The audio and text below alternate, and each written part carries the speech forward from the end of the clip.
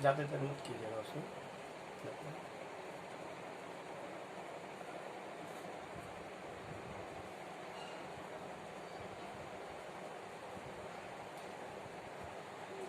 पिछले क्लास में बेटा आपने फ्रांसीसी क्रांति के बारे में पढ़ा था।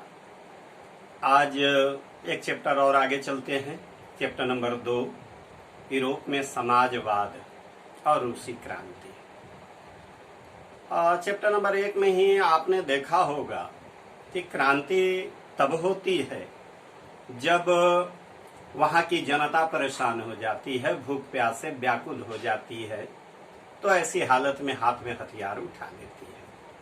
यही कहानी रूस की भी है। रूस में क्रांति 7 नवंबर 1917 में जार निकोलस द्वितीय के शासनकाल में हुई थी। यह क्रांति कार्ल मार्क्स के समाजवादी विचारधारा पर आधारित थी।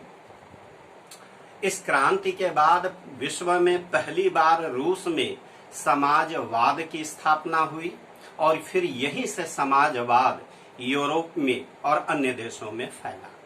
तो रूस की क्रांति का विश्व के इतिहास में बहुत महत्व है। जिस तरह से फ्रांसीसी क्रांति ने एक नए युग को जन्म दिया, ठीक उसी प्रकार से रूस की क्रांति ने भी एक नए युग का सूत्रपात किया। आप देख रहे हो बेटा, यह विश्व का मानचित्र है। ये पीला पीला आपको दिख रहा होगा, यही रूस है। और जिस समय ये क्रांति हुई उस समय रूस का जार, रूस में राजा को जार कहा जाता था, तो रूस का जार निकोलस द्वितीय था।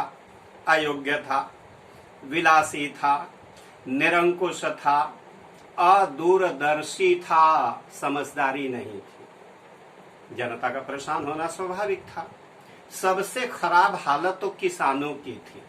उनके पास अपनी भूमि नहीं थी, वो जमींदारों की भूमि पर कृषि कार्य करते थे।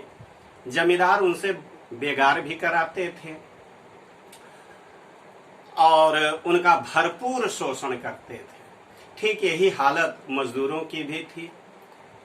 रूस में फैक्ट्रियां स्थापित हो चुकी थी। ये फैक्ट्री मालिक यानी कि पूंजीपति रूसी मजदूरों का भरपूर शोषण करते थे। जार ने कभी भी मजदूरों की दशा की ओर, या ये कहिए कि उनकी दशा को सुधारने की ओर कभी ध्यान नहीं दिया, जिस कारण रूस के मजदूरों ने 1905 में क्रांति कर दी।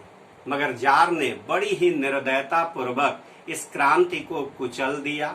बड़ी संख्या में मजदूर मारे गए।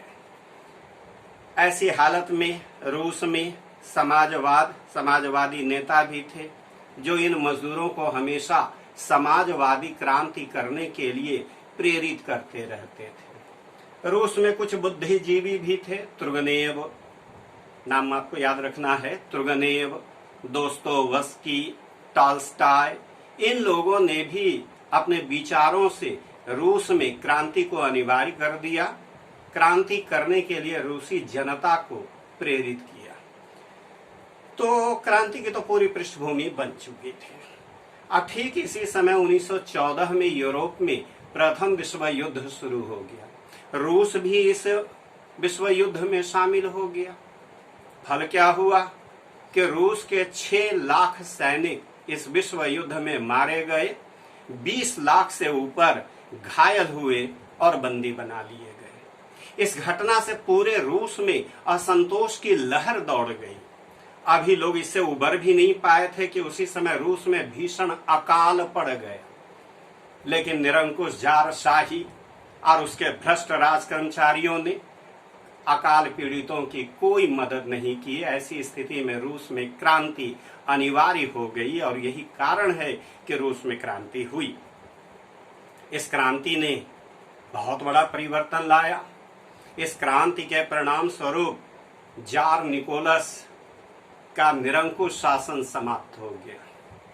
लेनिन के नेतृत्व में रूस में समाजवाद की स्थापना हुई और इस प्रकार से समाजवादी व्यवस्था को अपनाने वाला रूस दुनिया का पहला देश बन गया और फिर यहीं से समाजवादी विचारधारा यूरोप में तथा दुनिया के अन्य भागों में पहुंचने लगी, जिसका रिजल्ट ये हुआ कि यूरोप के अन्य देशों, अन्य यूरोपीय देशों ने भी अपने देश में मजदूरों की दशा में सुधार लाने के लिए भरसक प्रयास करने लगे ताकि उनके यहाँ के मजदूर असंतुष्ट न हो।